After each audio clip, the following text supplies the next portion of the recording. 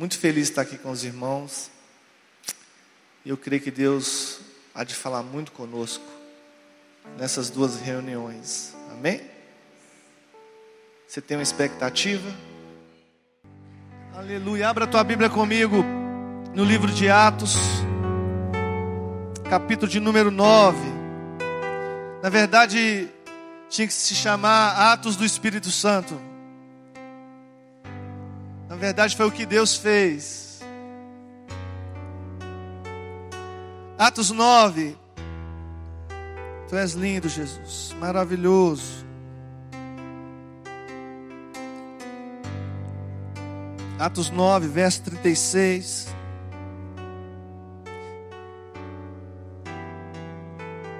Na sala do trono está tua beleza. Quero ver tua face. Na cidade de Jope havia uma mulher chamada Tabita, que em grego é Dorcas. Uma crente que estava sempre praticando boas obras e dando esmolas. Algumas versões falam exercendo misericórdia e compaixão. Por esse tempo ela ficou doente e então morreu. Os amigos dela prepararam o sepultamento e puseram Dorcas no cenáculo. Diga comigo, cenáculo. Amém. Mas quando souberam que Pedro estava em Lida, mandaram 2 homens dizer-lhe: por favor, venha depressa para Jope. Assim Pedro foi com eles e logo que chegou, levaram Pedro para o cenáculo, no lugar onde Dorcas estava. A sala se encontrava cheia de viúvas que choravam e mostravam-lhe as vestes e outras roupas que Dorcas tinha feito para elas. Mas Pedro pediu que todos saíssem do quarto. Então ele se ajoelhou e orou. E voltando-se para a mulher morta, disse para ela: levanta-se, Tabita. E ela então abriu-se os olhos. Quando viu Pedro, sentou-se, tomando-a pela mão, ajudou-a a levantar.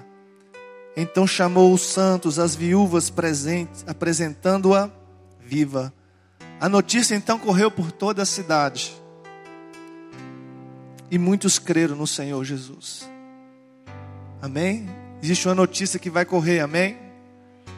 E a notícia que vai correr é o que Deus está fazendo. Essa é a notícia boa.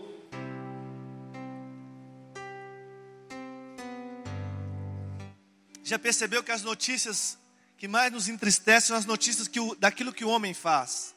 Não é verdade? Até dentro mesmo da igreja, do evangelho, do reino de Deus, o que mais nos entristece é aquilo que os homens fazem. Porque o que Deus faz, a Bíblia fala que é bom. Tudo que Deus faz é bom. Como a irmã estava ministrando, até quando Deus nos leva ao deserto, é para o nosso bem. O Senhor disse para o profeta: eu os levarei para o deserto, os atrairei o deserto para falar ao seu coração. Tem hora que a gente está muito agitado, está muito tumultuado, com muita coisa. A Deus fala assim: deixa eu te levar para um lugar, porque eu quero falar algumas coisas ao seu coração. Amém? E é por isso que a gente está aqui também. Você podia estar viajando, mas Deus separou para você esse tempo, porque Deus quer falar ao seu coração. Amém? Eu queria falar nessa manhã um pouco sobre o cenáculo. Há uns meses atrás, nós fizemos lá na igreja, foram mais ou menos 7 ministrações só falando sobre o cenáculo. Um dia eu estava pregando na igreja e eu li esse texto aqui de Dorcas. E eu falei: meu Deus, que negócio lindo aqui. Eu comecei a estudar sobre o cenáculo. O cenáculo, quando a gente lembra do cenáculo, a gente lembra do lugar onde o Espírito Santo desceu, não foi? Estavam todos assentados e de repente acontece algo. Deus vem. E as pessoas ali ficaram cheias do Espírito Santo, e saíram daquele lugar, começaram a pregar o Evangelho. As pessoas começaram a ouvir o Evangelho na sua própria língua. Eu estava lendo sobre o cenáculo. O cenáculo, ele tem 2 sentidos. O primeiro era um quarto de hóspede. Quem gosta da Bíblia vai lembrar de onde Elias ficou. Elias ficou num cenáculo, um quarto de hóspede. A família que recebeu Eliseu, colocou Eliseu também num cenáculo, num quarto de hóspede. A Bíblia fala do cenáculo também como uma mesa, um quarto, uma sala, um ambiente onde as pessoas eram recebidas para se alimentar. Era um lugar onde eles eram alimentados. Eu estava falando sobre o cenáculo como lugar onde que a promessa de Deus se cumpre. Nós falamos sobre o cenáculo, o quarto de cima, onde você precisa de subir para descer com uma resposta. Nós falamos sobre o cenáculo mobiliado, ou seja, a nossa casa não pode estar vazia, a nossa vida tem que estar cheia de alguma coisa, e essa alguma coisa não é qualquer coisa, é Deus. Você não pode encher a sua vida de porcaria, tem que ser cheio do Espírito Santo. Mas hoje eu quero falar do cenáculo como o lugar onde Deus nos levanta, o lugar onde Deus nos ressuscita, o lugar onde Deus nos coloca de pé. Sabe por que essa palavra? Porque nós, embora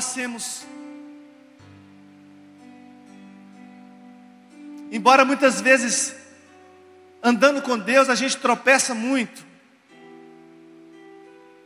A gente caminha, a gente entra num ciclo e parece que aquele ciclo não sai, a gente se esforça, mas não consegue sair dali.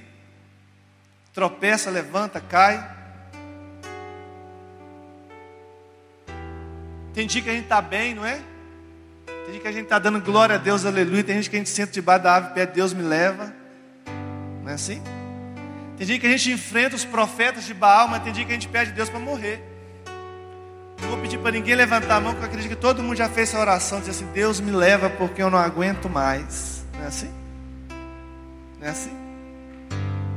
Mas quando a coisa está beleza, está tudo bem, a gente fala assim, Deus, o céu é na terra, não é assim? Mas quando, meu irmão, o negócio está estreito, a gente fala assim, Deus, eu quero a eternidade.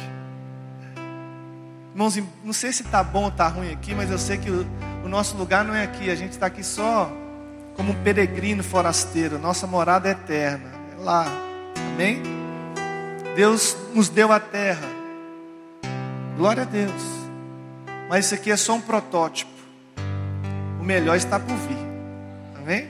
O melhor está por vir. Mas voltando para o texto, a Bíblia fala que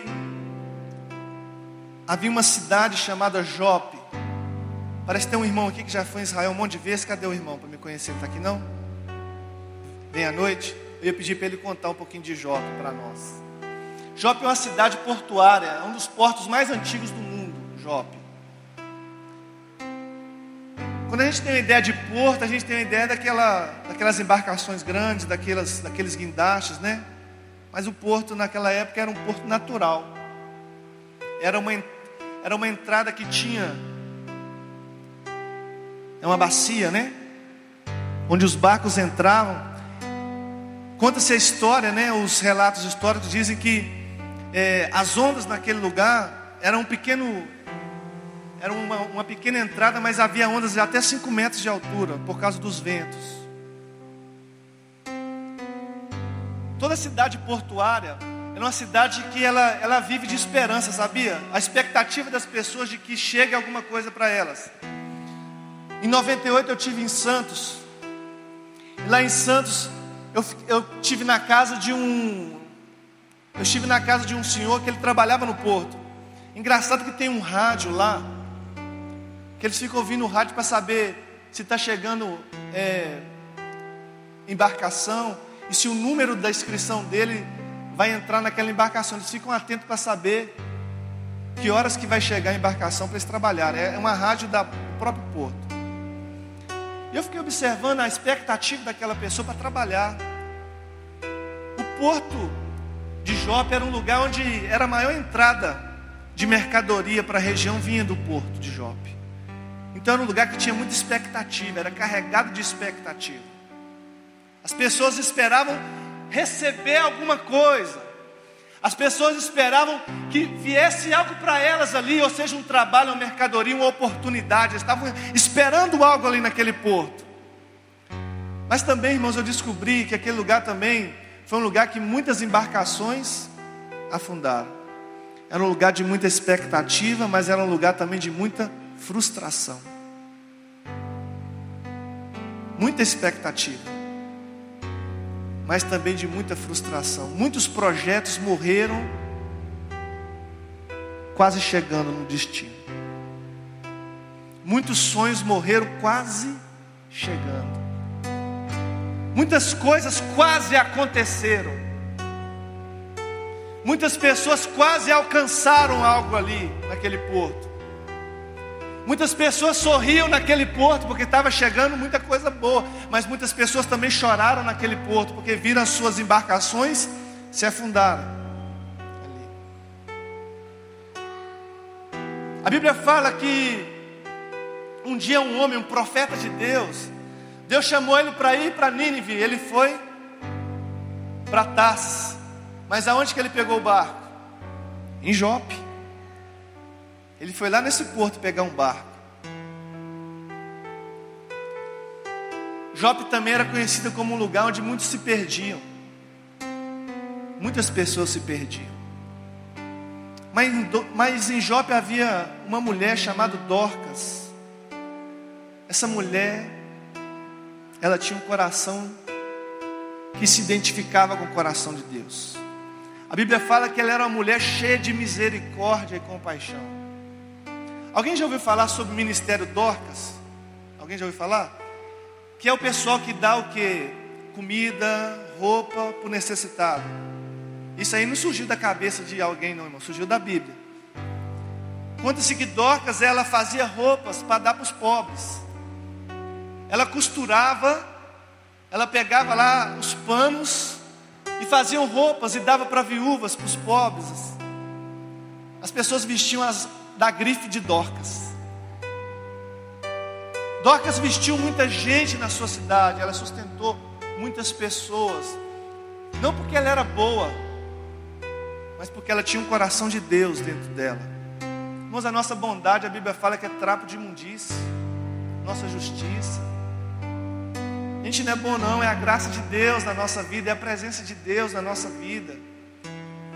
É Deus, é Ele, por Ele, para Ele, só por Ele. Porque Deus se moveu através daquela mulher, marcou aquela cidade de uma maneira tão grande, que a Bíblia fala que ela ficou doente, e simplesmente Dorcas morre. Quem foram os primeiros a chegar no velório? As viúvas, as pessoas pelas quais foram tocadas por Deus através da vida de Dorcas. E a Bíblia fala que elas choravam, porque Dorcas havia morrido. Dorcas morreu. E a Bíblia fala que então eles levam Dorcas para onde? Para o cenáculo. Colocam ela lá no cenáculo. E descobriram que Pedro estava numa cidadezinha ali perto. É uns 30 quilômetros, né, irmão? Demora um pouquinho. De cavalo, demora um pouco. E quando Pedro chega naquele lugar, Pedro pede para todo mundo sair da reunião, do lugar onde estavam todo mundo chorando, amargurado, triste. Pedro então, ele se ajoelha e ora e fala com Deus. Ele fala: Tabita, levanta. E a Bíblia fala que aquela mulher então acorda. Ela acorda, então Pedro vai, levanta ela, pega ela pelas mãos. Depois Pedro leva ela para o lugar onde as pessoas estavam e mostra que Dorcas estava viva. E a igreja se alegra, irmão, de uma maneira tão grande. E a notícia então começa a correr na cidade de que uma mulher chamada Dorcas. Você lembra da costureira que morreu? está viva. Essa foi a notícia da cidade. Pastor, mas o que tem a ver comigo, com intimidade? Agora preste atenção em algo para a tua vida. Ninguém morre. Dorcas não morreu de uma vez só, ela ficou doente primeiro. Ninguém esfria, ninguém se perde da noite para o dia. Ninguém. Você não vai ver uma pessoa cheia do Espírito Santo no domingo, na segunda, se embebedando, se estrepando todo no pecado. Você não vai ver. Primeira coisa que acontece com a gente esfria. Depois a gente afasta. Depois a gente morre espiritualmente. O primeiro passo para a gente se perder é quando nosso coração se esfria. A Bíblia fala que quando a gente começar a separar o santo do profano, nós seremos boca de Deus. Quando a gente lembra de profano, a gente lembra de uma coisa mais terrível, né? A gente lembra da pessoa pegando aí fazendo uma macumba dentro da igreja, né? Mas sabe o que é profanar? A palavra profanar significa tornar comum o que é especial. Você sabe quando a gente profana alguma coisa santa? É quando a gente pega algo que é muito valioso e torna aquilo como algo que não valesse nada. Vamos dizer, isso aqui, essa reunião aqui é valiosa. O momento que você entra no seu quarto para orar, meu irmão, isso é tremendo, isso é valioso demais, não tem preço. Aí sabe o que a gente faz? A gente torna comum. O momento que a gente ajoelha para falar com Deus, a gente torna isso como algo comum. Isso é especial. Isso é tremendo, isso é puro. Como os irmãos dizem, é forte. É especial demais. A gente tem que aprender a não tornar comum o que é especial. E a palavra de Deus nos fala que aquela mulher ficou adoecendo até que ela morreu. Eu estou querendo que você identifique como que é o processo de morte espiritual. Aquela mulher morreu naturalmente por uma enfermidade, mas espiritualmente a gente morre quando a gente começa a esfriar. Depois que a gente esfria, sabe o que acontece? A gente começa a sentar. Eu não estou falando mal de quem senta no fundo da igreja, irmãos, nem na galeria, mas a gente começa a se afastar um pouquinho, sabe? Não é verdade? Daqui a pouco, sabe o que acontece? A gente já não começa a vir na igreja todo dia. A gente já começa de manhã e de noite. Reunião, discipulado, oração. Todo dia. Não é assim? Você lembra quando a gente está assim, com o coração aquecido? Quando alguém fala assim, vamos orar. Opa, aonde? Não é assim que a gente faz? Aonde? Vai ter uma oração na casa do irmão. Aonde que é? Eu vou. Vamos fazer um propósito de oração. Estou dentro. Mas quando a gente está um pouquinho para lá, sabe o que a gente faz? A gente vai orar. Nossa, de novo. Eu fui criado no Evangelho, desde pequenininho. Mas um dia o Evangelho teve que ser criado em mim. Amém? Eu percebo que tem uma geração que nasceu dentro do Evangelho. Eu quero falar para você. Você não precisa experimentar o mundo para saber que Jesus é a melhor coisa que existe. A gente fica assim, acha que a galera está aproveitando a vida. O jovem que é criado dentro do Evangelho, ele fica com aquela coisa assim, de querer experimentar o que ele nunca experimentou. Você quer experimentar o que você nunca experimentou? Vai mais fundo em Deus. Você vai experimentar o que você nunca experimentou. Eu nasci no Evangelho, mas tinha época na minha vida que minha mãe sempre fazia culto de oração na hora do almoço, irmão. Isso é tremendo esse negócio. Na hora do almoço, a gente doido para ver o Globo Esporte, os gols da rodada. Minha mãe querendo ler Bíblia. Tinha dia que a gente não queria ler Bíblia. Minha mãe pedia para orar, a gente não queria orar. Mas era culpa da minha mãe? Não, era o meu coração que estava longe de Deus. Se o seu coração estiver longe de Deus, ouvir a palavra de Deus te incomoda. O culto passar um pouquinho do horário te estressa. Um dia eu estava falando lá na igreja, eu falei assim, a gente não quer avivamento não, irmãos. Isso é mentira. A igreja não quer avivamento, isso é conversa fiada. Porque se quisesse, a gente estava buscando. A gente acha que o avivamento vai acontecer como um acidente. Vai. Sabe por que a gente não quer avivamento? Porque vai mudar a rotina da nossa vida. Vai acabar com a nossa programação. O avivamento acaba com a nossa programação. O avivamento acaba com a nossa rotina. O avivamento acaba com as nossas prioridades. Acaba com tudo. Sobra só Jesus.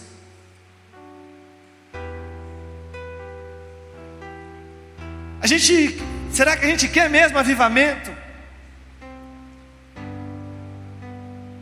Porque vai mexer com a nossa estrutura, irmãos. Vai mexer com tudo na nossa vida. Vai acabar o Netflix.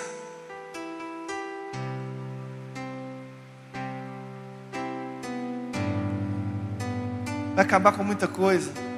Não estou falando que isso é errado, irmãos, mas vai acabar com as nossas prioridades. Deus vai te chamar para você entrar para o cenáculo para falar com Ele. E é o lugar onde que a hora se perde ali, naquele lugar. Já viu quando você está na presença de Deus, de verdade? O tempo já era. As contas já eram.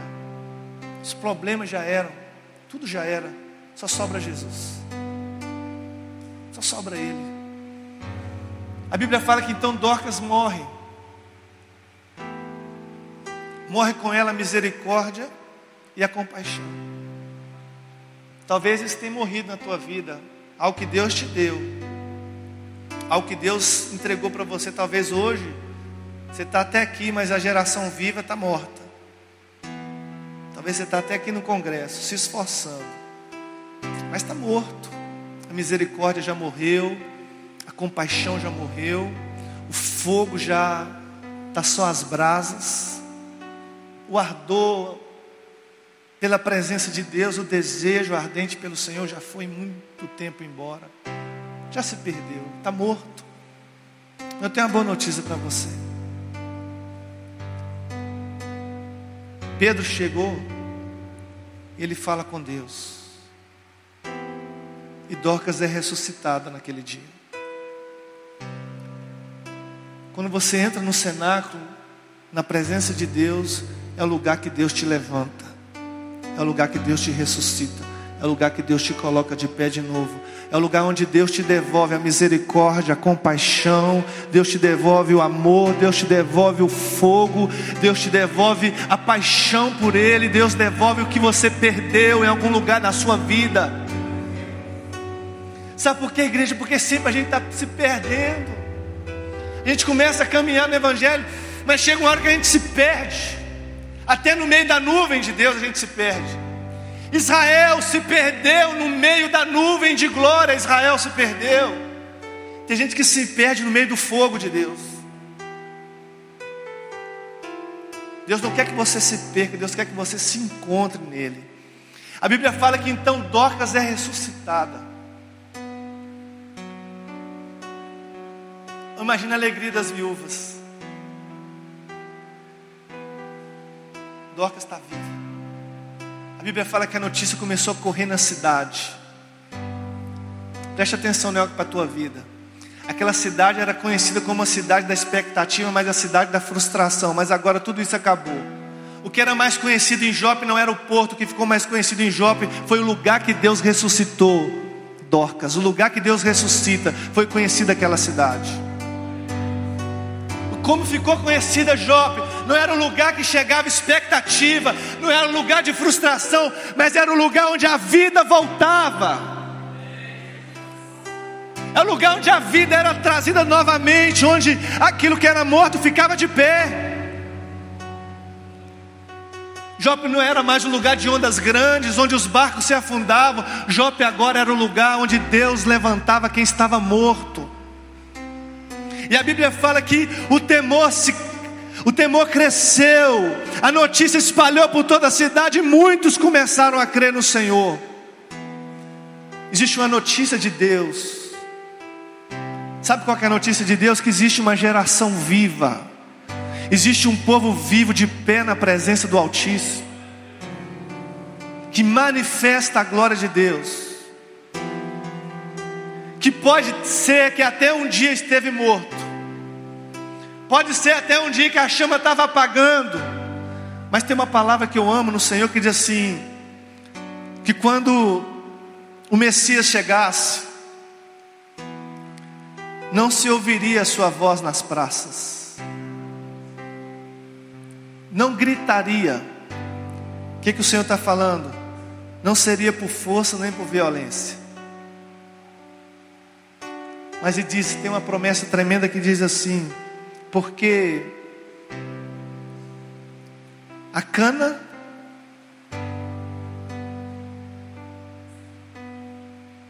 e o pavio que queima, o pavio que fumega, não se apagará. Você já viu um pavio queimando? A gente olha para ele e fala assim, vai apagar, vai apagar, vai apagar, vai apagar, vai apagar. É o destino natural, não é? O curso natural é que um pavio que pegou fogo e vai apagar, não é? Mas Jesus diz assim, não vai apagar. Sabe por quê? Porque a última palavra sempre é de Deus na nossa vida. É Deus que determina o começo, o fim, tudo é Deus. Às vezes a gente olha para a nossa vida e fala assim, acabou o meu tempo, já passou a minha época. Mas eu quero te falar, até para as pessoas mais velhas da igreja, que para cada tempo da nossa vida existe um presente de Deus para a sua vida. A Bíblia fala que nos últimos dias os jovens iriam ter visões. Normalmente quem tem visão é quem é mais experiente. Mas a Bíblia fala que os velhos iriam sonhar ainda. Como sonhar no fim? Deus faz isso. Deus faz isso. Deus fala assim, não é o fim, eu vou te dar ainda mais sonhos, mais projetos, mais expectativas. Eu vou te dar mais uma rota, mais um caminho para você trilhar. E o Senhor está dizendo, eu vou fazer mais coisas ainda através de você. Quem determina o fim é o Senhor. Ele disse assim, olha, mesmo o caniço que foi pisado, você sabia que o caniço ele fica na beirada do rio, na parte que tem muitas águas. Para o animal pegar água boa, ele tem que pisar no caniço. Talvez você fale, Deus, muita gente já pisou em mim para pegar coisa boa, não é? Não tem problema não. Deus não vai deixar você quebrar. Deus não vai deixar você quebrar. Ele vai te levantar de novo. Ele vai te erguer de novo. A Bíblia fala que no cenáculo Pedro vai a se ajoelha. Ele fala com o pai, Talita, acorda, levanta. É nesse lugar que Deus quer nos conduzir, no lugar da sua presença. No Velho Testamento, o Santo dos Santos era o lugar de mais intimidade que tinha. Era lá. Jesus, quando vai fazer a ceia, ele reúne os seus discípulos no cenáculo. O cenáculo começou a ter a conotação de um lugar de intimidade, de um lugar da presença. Foi no cenáculo que Dorcas se levanta. E é nesse lugar que Deus te levanta. Esse aqui é o nosso cenáculo nessa manhã.